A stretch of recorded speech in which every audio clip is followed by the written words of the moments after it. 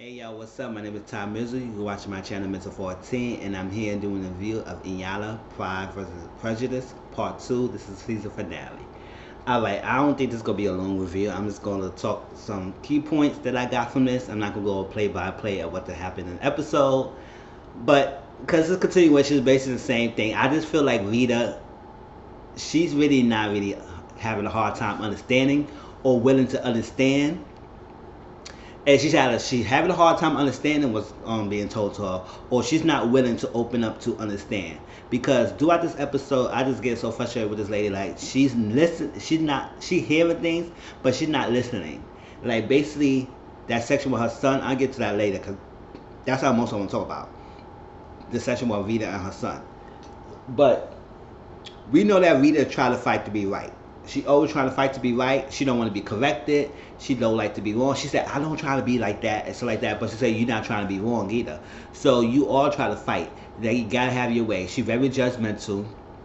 She make assumptions based on what she was told to her, because apparently Remisha have been telling Rita some things about LaShonda, Remisha's mother, and Rita made comments about that. I can imagine how she raised up without a mother who's not being there and being drug abused, being addicted to drugs and not all that stuff. And I would say, wow. And then LaShonda told her what happened, because she said, Iyanla asked Rita, have you even talked to her about this? So like that, because you made this whole assumption that about her being addicted to drugs and how it affected her relationship with her daughter and stuff like that, not being there. So I can understand how she had a relationship with me is a reflection of having her relationship with her mother. And she said no. So LaShonda spoke that she was close to a friend that she knows that was killed through a domestic violence of his girlfriend. And since then, it's like he was very close and all that like that. So it was devastated her. So not being around, being lost, we was school and everything. So from there, the way how she coped with it is with drugs. But she only been in drugs 3-6 months. It be people who take drugs like for years. She only did like a couple of months. Yes, it was a period of time, because through that period of time she was on drugs, her mother took her children and took care of them for that time period. So for 6 months, she got her kids back. So it was like she wasn't there for that long, for that long, for you to make that judgment that her being addicted to drugs affected so much of her relationship with her daughter and stuff like that. So that was a poor judgment. And but Rita made it seem like, oh, I know for the fact, and I know that this is happening. I know this is like, how you know so much when you not really talk to this lady, or would it know so much less that.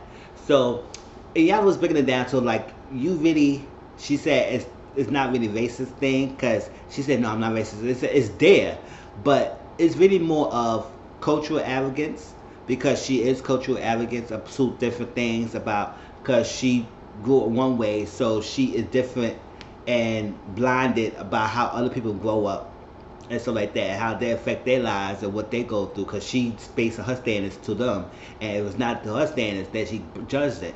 And it's also a classics thing, class. She's well to do. She said she grew up being take care of, so like that, it was stable. So basically Remisha's not like that. It's the opposite. She was forced on, whatever she was. She moving around a lot. That's what Misha said. Moving around a lot of stuff. But Rita took it as much that she's saying that she been on foster homes and stuff like that. I was like, okay, that's not what she said. She just said she moving around a lot. All right. So we had to get the underlying issues between stuff like that, because if Misha has been telling Rita this, and Rita's twisted it, so we just finding out what is Misha underlying issues with her own mother, and see how we could get that solved and how they could get there on the same page. So LaShonda and Remisha sat down, and Remisha told us that she has been verbally abused by her mother boyfriend at the time. Whatever, I don't know if it was her husband, her boyfriend, whatever it was, but her mother was with a guy who had been emotionally and verbally abusing her daughters, saying that, oh, they are bitches, oh, they are bees, they are hoes, they're not meant to nothing, all that stuff, just calling them names, out their names, and dissing them. And throughout the time, she said her mother was present, but I guess her mother didn't want to see it, because she was blinded by being with this man and please this man, so she wasn't that there to be there for her daughters. And Shauna took her there. She took it. She did defensive. She heard her daughter. She listened to her daughter. She understand where her daughter was coming from. She felt her daughter's pain and stuff like that. And she understands where her daughter coming from. She wasn't interrupting. And said, "I understand. Go get it out. Get it out." So from there going on, what she said, her mother was around to talk to her. When she do talk to her mother wasn't really actually taking a stance towards him, and she's basically saying that the mother was taking the guy's side, the boyfriend's side. So she just felt that her mother wasn't there to protect them, to be there for them, and stick up for her and her siblings, and that's affected her. So since then, she had this alpha figure. That guy was very alpha male, and then so she tried to trick that into her husband, because sometimes when she get frustrated, so like that, she looking for that type of man that she has been running from, but not deep down knowing that's not what she wants. So she get upset with her husband because she called her husband passive. Well, he's not really passive. He's a gentle spirit. That's what Iyanla said. Stop calling your husband passive. She said you need to stop that, because he's not passive. He's a gentle spirit, and that's what you love. That's what he wants. He loves the ground he walks on. He loves you. He adores you.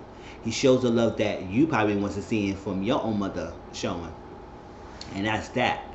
And so nurture that man and love him, and let him be him, and not change him, because that's what he is. Let him be him, and y'all be good. And so you feel like you need to be this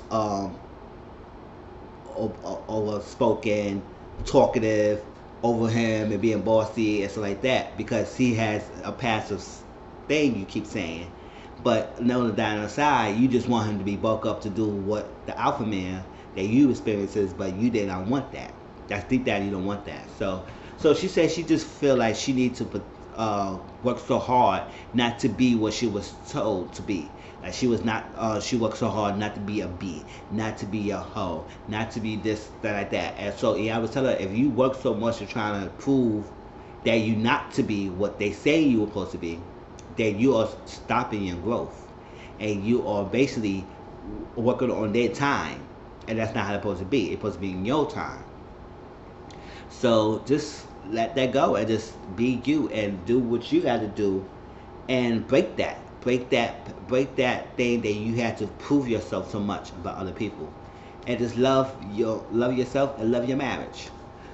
So that was that. So she got off her chest, and LaShonda took it, and that's that. Hopefully they got a good page for that. Now, Rita and Christian, right? So we know last episode, Christian revealed that he has been sexually assaulted by a guy when she was 6 years old. He said rape, but I won't say sexual assaulted. And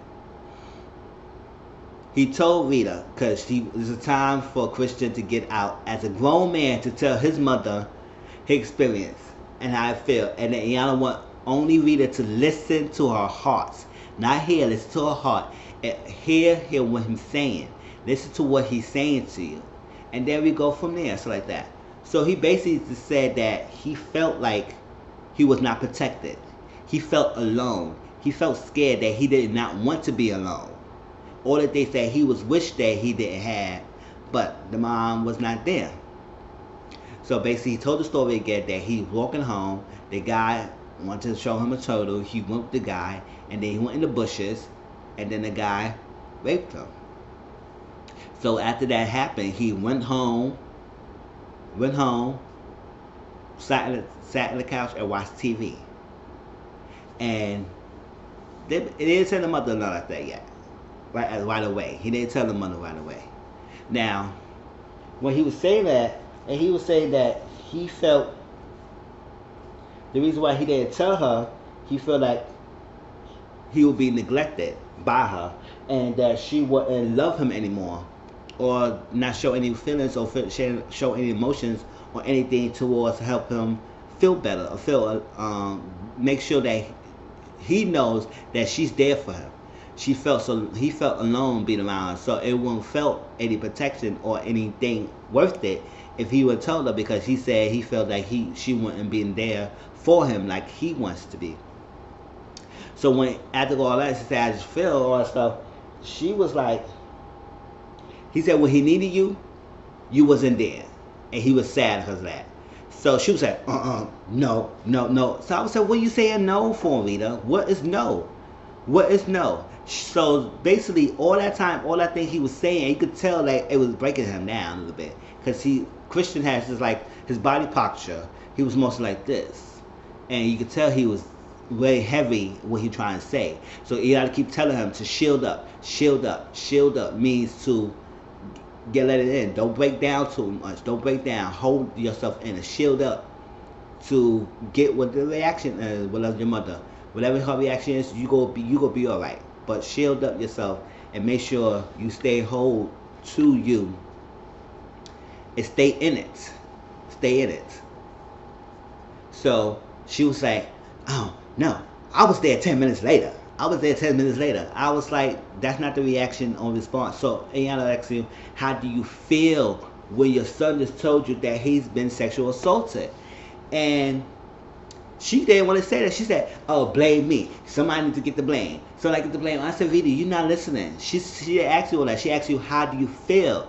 And so Iyanla said, did you feel scared? Did you feel hurt? She said, yes, I feel scared. I feel hurt. I feel like this. I feel like I couldn't protect my son. I couldn't protect. I said, so why you didn't say that? Why your first initial response said, no, blaming me. I was there 10 minutes later to protect you. I was there 10 minutes later. So Iyanla switched seats with him and said, listen, switch seats with me. Let me say. He said, how did it make you feel, Rita? Your son just broke down his heart. And you didn't acknowledge the rape. She didn't. She didn't acknowledge that he said it was rape. Or she acknowledged that she felt blame and she felt that he was blaming her. No, he was not blaming her. That was the experience that he felt. And she always took it as that it was about her. And it wasn't about you, Rita. It was about how he felt as a 6-year-old boy being felt alone and not being protected at that time. And you wasn't there. But you said you was there 10 minutes later. So he said when he walking up, it felt like longer than the 10 minutes that you claimed that you was there on that stuff and walking home. And it just felt like eternity, that's what he said. So she was like going off. She said, I like find out. That's not what he told me when he first found out all that stuff. And I was asking the questions. I took him to a psychiatrist to see how you talk about. He didn't want to open up. And I was asking him, begging him. I took the police. He didn't say something. He told me that the man touched him, or something like that. I said, that's the same thing. If you got the guy, he's an older man. Your 6-year-old boy was forced to touch this man. That's still sexual assaulted. So all that stuff, it was like that. And I didn't tell him all that stuff. So when I found out, like 3 months later, something like that, the mom called me and told me, and that was the truth. And I want to know it was the truth, and I want to believe him. It's just really the truth. And then when I asked him, this is the truth, he started crying, and that's why I know it's the truth. And she said, what can I do? And I can't do nothing right. I can't do this stuff. What can I do? Give me advice. What can I do? Because I can't do anything right. It's whatever I do, it's going to be wrong. So like that. So Iyanla said, get therapy. You need therapy. You need a psychiatrist. You need therapy, because it's some underlying anger she has that's not being resolved and not being talked about, and whether she wants to be willing to open up to listen to what her son was telling her or not, but she having a hard time doing that. So for her, she needs to work on that, and so she needs to get therapy herself to work on her issues that she having, because that whole segment, I was annoyed with her. I was saying, why you not understanding your son? Like, why you not listening to what he's saying and always on attack mode? Like, she was very in the defense mode when he was telling his story, and she's like, no. So Iyanla asked him to go get some drink of water and stuff like that, and Iyanla just hammering on him, just stuff I was telling you, that she said you need to get a psychiatry yourself, because you didn't even acknowledge the sexual assault. You didn't acknowledge that. You didn't focus on that, and to be dismiss his feelings, and like just totally discard that. That's hurting. And you could tell about the son, he felt like he was about to break down, because his mother just really gave him a wrong reaction that he didn't expect it to have. But even though he deep down knew, he was not surprised by her reaction. So Christian and Misha sat down, and I was telling Misha, it's like, listen, just like I was saying, that this guy you had this little thing that he don't like that cold-hearted type of woman. So when he sees that in you being cold-hearted, so like he breaks down, so he can't open up and say much, so he put it in that shell. But then you get upset because he's not that alpha male that you want him to be, even though you don't want that alpha male. So y'all need to break that mold or pattern you have. Y'all need to work it together and get a different page. And you realize that y'all need to get into the same page and work on that issues. And Christian said, how you explain it is exactly what we have been doing. So we need to work on it and get better. I said, see, y'all acknowledge that. And love each other. So at the end, basically, I could tell Rita was not here for it. Or she trying to say, I can do better. I need to work on things and realize I need to be more in my heart and not in my head. I said, cool. And they hug it. They said little things what they feel they need to work on and everything. Iyanla did explain that it's like your marriage cannot be broken or damaged, destroyed from the outside in. Your marriage can only be destroyed by the inside going out. So your bond together needs to be held tight, and nobody outside can break your bond. And it only will be broken if it comes from within y'all two. So work on that. So she also told that this emotional and mental damage or mental distress between Rita and the marriage and y'all marriage is dangerous. So y'all need to, it's not good, it's not helpful. Y'all need to separate and work on your individual selves until y'all get solid, and then y'all work as a unit. Until then, y'all need to separate and not be too much in each other's lives. And I agree with that. Rita needs hard help on herself before she ever be anywhere near them and be a compassionate person. Because right now she's very narcissistic and she into her own viewpoints. And the way how she dismissed her own son was very, I had no words for her for doing that. So at the end it shows that Ramisha and Christian relationship has been better, and they realized they need to keep Rita far away. So they did show that they kept her at a distance. And that's how they're supposed to be. Alright, y'all, that was the season finale of Iyanla Fix My Life. Sorry it's not that long as it's supposed to be, or as much, but it was basically was not much. That was that. And hopefully we'll see another season of Iyanla. Like I said, I enjoy it, and when they come back, I will continue doing my Iyanla reviews. So please like, comment, subscribe to my channel. If y'all seen this episode, tell me how y'all feel. And I'll talk to y'all all later, alright? Peace.